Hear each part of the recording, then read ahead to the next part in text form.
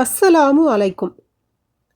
Abu Hurairah ரலியல்லாஹு அன்ஹு அவர்கள் கூறியதாவது, நபி ஸல்லல்லாஹு அலைஹி வஸல்லம் அவர்கள் இறந்த பின் சிலர் ஜக்காத் வழங்க மறுத்தபோது அபூபக்கர் ரலியல்லாஹு அன்ஹு அவர்கள், அல்லாஹுவின் மீது ஆணையாக அல்லாஹுவின் தூதர் ஸல்லல்லாஹு அலைஹி வஸல்லம் அவர்களிடத்தில் வழங்கி வந்த ஜக்காத்துகளில் ஓர் ஆட்டுக்குட்டியை என்னிடம் தர மறுத்தாலும் அதற்காக அவர்களுடன் நான் போர் புரிவேன் என்று கூறினார்கள்.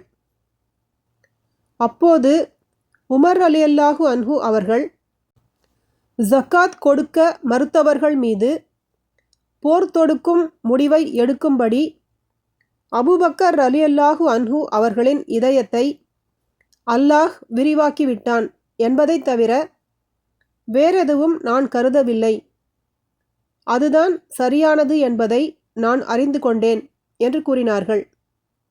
இந்த ஹதீஸ் இரு அறிவிப்பாளர் தொடர்களில் வந்துள்ளது. சஹீஹ் புகாரி 1456, 1457, அத்தியாயம் 24, ஜக்காத்தின் சட்டங்கள்.